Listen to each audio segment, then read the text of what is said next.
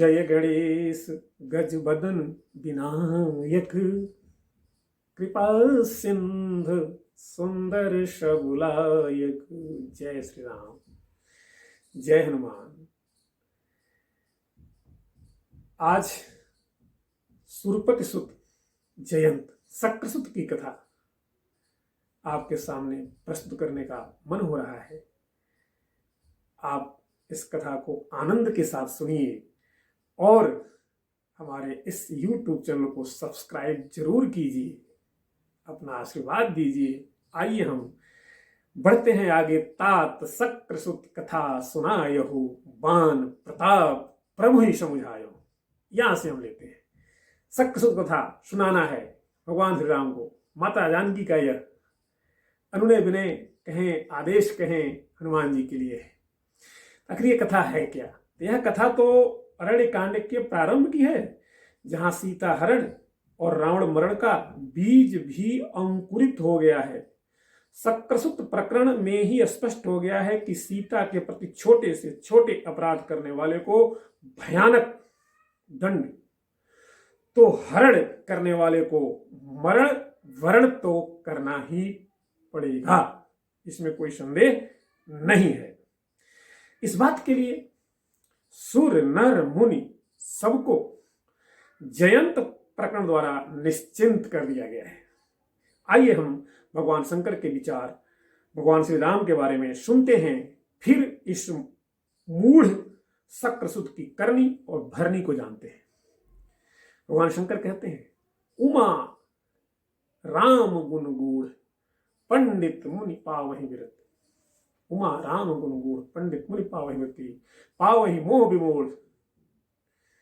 जय हरि विमुख न धर्म रति, जय हरि विमुख न धर्म रति। भरत चरित की बात पावन और सुर नर मुनि भावन। भगवान प्रभु चरित सुरपति सुत जयंत से प्रारंभ होता है। आप इन पंक्तियों में पाएंगे कि पुर नर भरत प्रीतिमय गाई, मति अनुरूप अनूप सुहाई।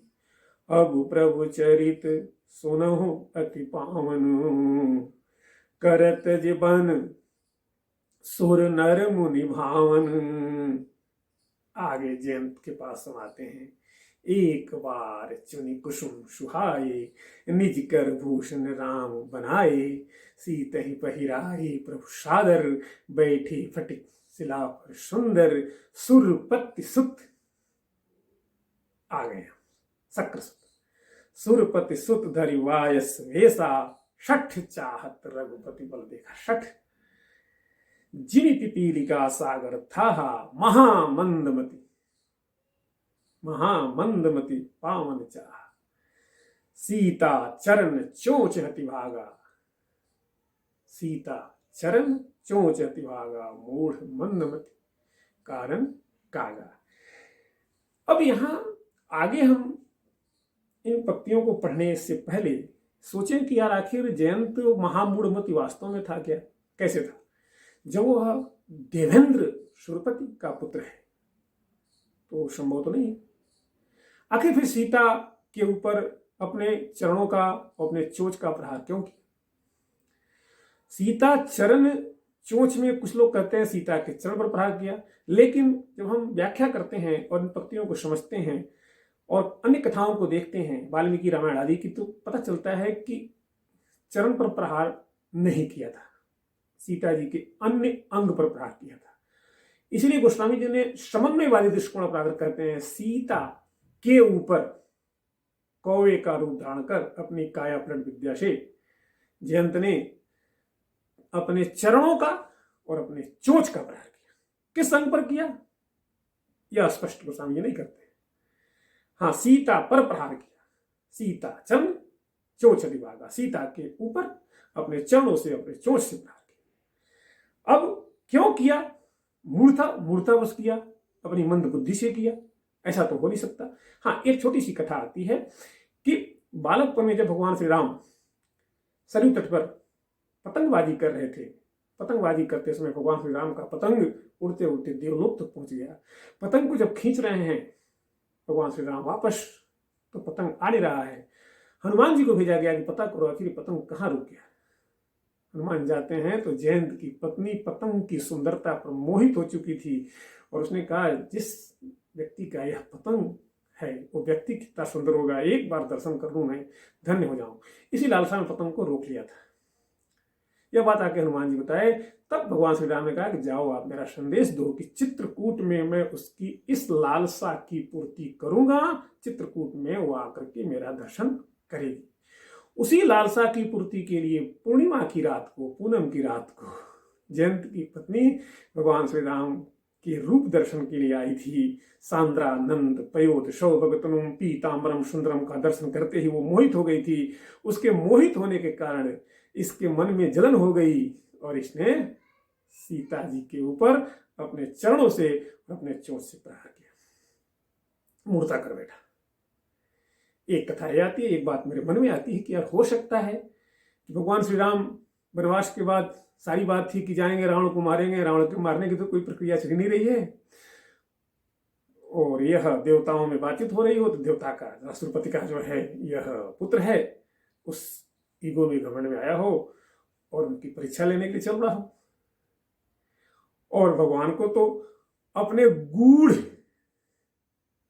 जो चरित्र है उसका पालन करना है, इसको आधार बना करके संदेश देना है कि सीता के प्रति छोटे से छोटे अपराध करने वाले को हम ऐसा करेंगे तो भविष्य में सीता हरण करने वाले रावण का मरण तो हमें करना ही करना है। यह बात स्पष्ट होती है। तो चलिए, हो गया परीक्षण, इसका प्रभाव क्या होता है आशंकाओं से दूर। आइए हम देखते हैं, सभी प्रकार की जितने मन में हमारी आशंकाएं हैं वो सारे के सारे दूर कर लेते हैं। देखते हैं, चला रुधिर रघुनायक जाना सीख धनुषायक संधाना। फट, भगवान को तो सब पता है और उन्होंने एक सीख धनुष चला दिया उस कौवे के पीछे। सीख धनुषायक तब यही कहती है ना, तात शक्र सुत कथा सुनायो, बाण प्रताप प्रभु ही समझायो, यही बाण प्रताप। ये एक चरण और चोंच के प्रहार करने वाले के ऊपर आपने अपने तिनके का धनुष चला दिया था, उसकी हालत खराब कर दिया था, तो जिसने संपूर्ण सीता को ही उठा लाया है वह अभी तक कैसे सुरक्षित बचा हुआ है, ये कथा कहानी थी। और देखिए ये जोश पैदा करना था भगवान श्री राम के अंदर। यह कथा शुरू होती है, अति कृपाल रघुनायक सदा दीन परने, तासन आए किन्न छल मूर्ख अवगुण गे। मूर्ख और अवगुण ही ऐसा कर सकता है, आकर के उसने यह परीक्षा किया। अब यहां बात आ गई रघुनायक की। अति कृपाल रघु, राजा रघु अति कृपाल थे, उसी वंश के जो रघुनायक हैं वो तो अत्यंत कृपाल होने ही है। राजा रघु की कथा आप जानते हैं। कौत्स ऋषि जो वर्तंतु, कहीं कहीं कहते हैं लोग विश्वामित्र जी के शिष्य थे, 14 सहस्त्र स्वर्ण मुद्राओं को मांगने के लिए राजा रघु के यहाँ पधारे। उस समय राजा रघु विश्वजीत यज्ञ करके अपना सब कुछ दान कर चुके थे और एकदम सामान्य जीवन जी रहे थे, मिट्टी के पात्रों में भोजन कर रहे थे। उनकी इस स्थिति को देख करके कौत्स जी को मांगने की इच्छा ही नहीं रही, खत्म हो गई। वो जाने लगे। रघु ने उनको रोका और कहा अपना मनोरथ कहिए, आपके मन में क्या है, किस लिए आए हैं। तब कौत्स जी ने सारी बात बताई। मैं कहा अरे आप तुम्हारा आतिथ्य ग्रहण करें, देखते हैं सुबह दान की बात व्यवस्था की जाएगी। और शाम को रथ तैयार किया गया कुबेर पर चढ़ाई करने के लिए। कुबेर को खबर मिली, कुबेर ने स्वर्ण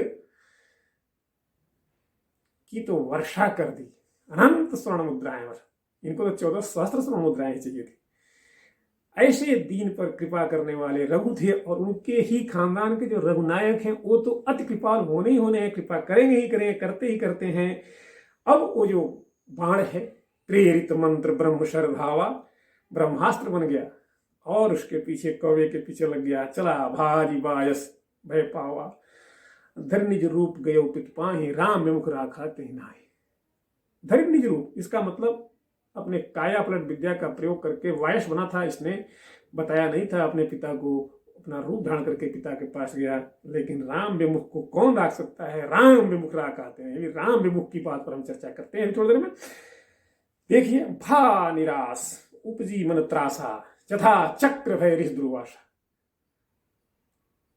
यहाँ कथा आ गई। यथा चक्र भय ऋषि दुर्वासा, चक्र के भय से जिस प्रकार से ऋषि दुर्वासा की स्थिति बन गई थी, वही ब्रह्म शर शीक धनुष शायक संधाना जो भगवान श्री राम का था, इससे इंद्र पुत्र जयंत की हो गई थी।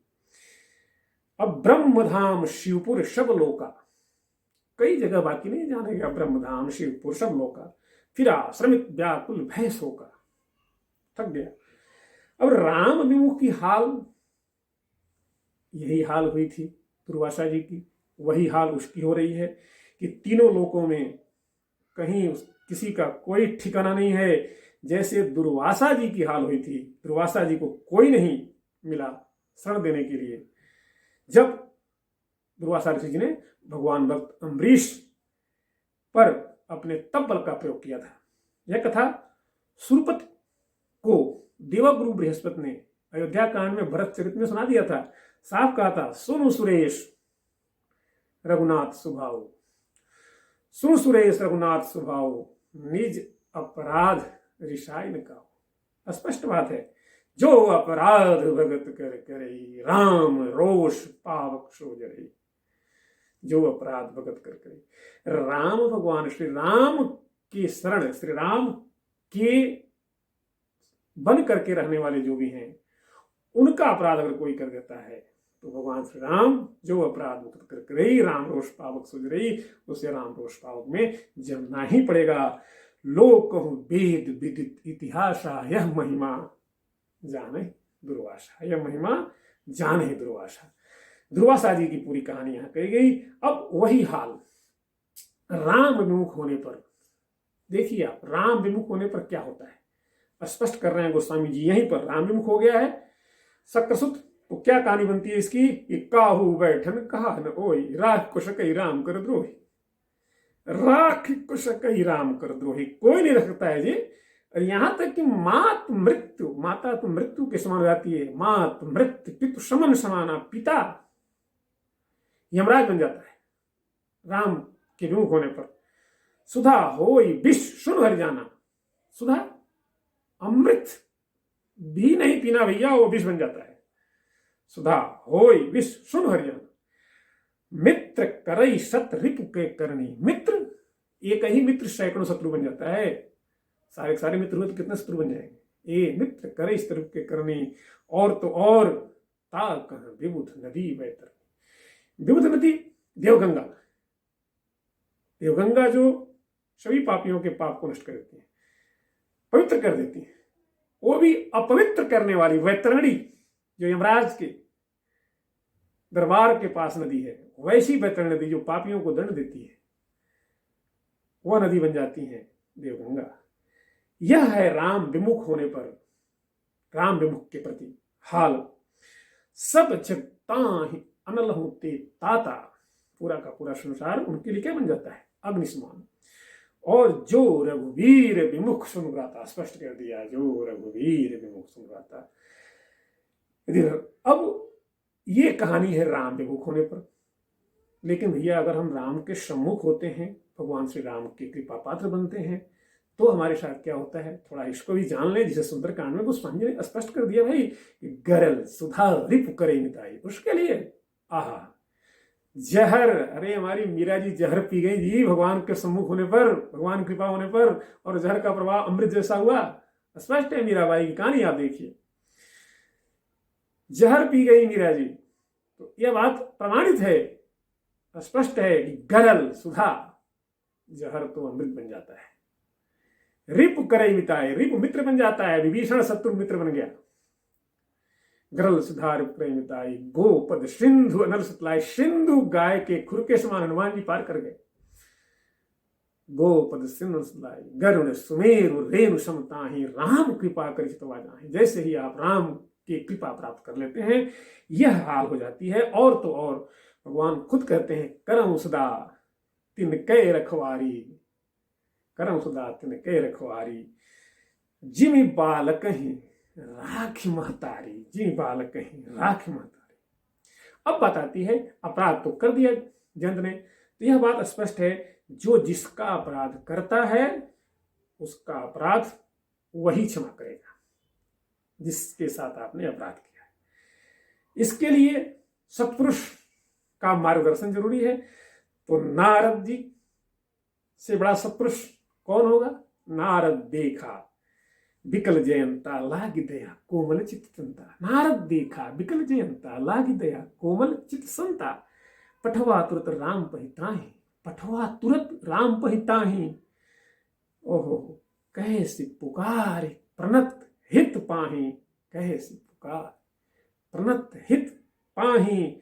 आतुर सभय कहे सी पद जाई, त्राहि त्राहि दयाल रघुराय। अब जाता है भगवान श्री राम के शरण में और त्राहि माम चिल्लाने लगता है। अतुलित बल अतुल, अब उसको समझ में आता है भगवान श्री राम का बल हो गया परीक्षण, स्पष्ट कर लिया इसने खुद। अतुलित बल अतुलित प्रभुताई, मैं मति मंद जान नहीं पाई। भगवान श्री राम का बल अतुलित है प्रभुताई, और कहता है मैं मति मंद जान नहीं पाई।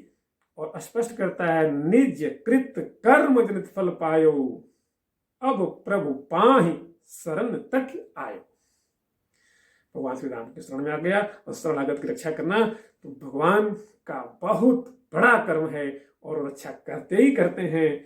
अब सुनि कृपाल, कृपाल वापस आए, अति कृपाल सुनि कृपाल अति आरत वाणी। जब इसकी इस दुख भरी बात को सुना, आर्त भरी बात को सुना, तो सुन कृपाल अति आरत वाणी, एक नयन करी तजा भवानी। एक नयन करी तजा भवानी, यहां भी समन्वयवादी दृष्टिकोण देखेंगे गोस्वामी जी का। गोस्वामी जी कहते हैं कि उस काग रूपधारी जयंत के एक नेत्र का नाश कर दिया, एक नयन करी तजा भवानी। कई कई कथा आती है कि पहली बार कौवे का रूप, मतलब कौवा जो पंछी है, यह जयंत ही पहली बार बना था, उसके बाद ही कौवों का जन्म शुरू हुआ। खैर जो भी हो, इस कथा में नहीं पढ़ना है। किस नेत्र को, कहीं कहीं धर्मग्रंथों में आता है कि बाएं नेत्र को, किस दाहिने नेत्र को भगवान राम ने नष्ट किया, लेकिन गोस्वामी जी एक नयन के, एक आंख को उन्होंने उसका एक आंख फोड़ दिया, नष्ट कर दिया। एक नयन के तजा भवानी। यहाँ समन्वयवादी दृष्टिकोण, हमें समन्वय बना करके समाज बनाना चाहिए, यह संदेश दिया गोस्वामी जी ने। और स्पष्ट कर दिया कि भाई जैसी करनी वैसी भरनी, अपनी करनी पार उतरनी बेटा, कई दूसरे की करनी नहीं काम आएगी। न तो माता पिता भाई बंधु ब्रह्मा विष्णु महेश आपके कर्म के आगे नहीं आने में, कर्म का फल तो अपने को मिलना ही मिलना है। किन्न मोह बस द्रोह यद्यपि तेहि कर बध उचित। यह तो भगवान श्री राम की कृपालता है। किन्न मोह बस द्रोह यद्यपि तेहि कर बध उचित, प्रभु छाड़े कई छो को कृपाल रघुवीर सो। भगवान की कृपालता है, उन्होंने कृपा करके उसको छोड़ दिया और अपनी कृपा बनाए रखा। ऐसे प्रभु श्री राम हम पर कृपा बनाए रखें। प्रिय साथियों, कृपया आप हमारे इस चैनल को सब्सक्राइब जरूर करें। आप सभी का गिरिजा शंकर तिवारी। जय श्री राम, जय हनुमान, संकट मोचन कृपालु।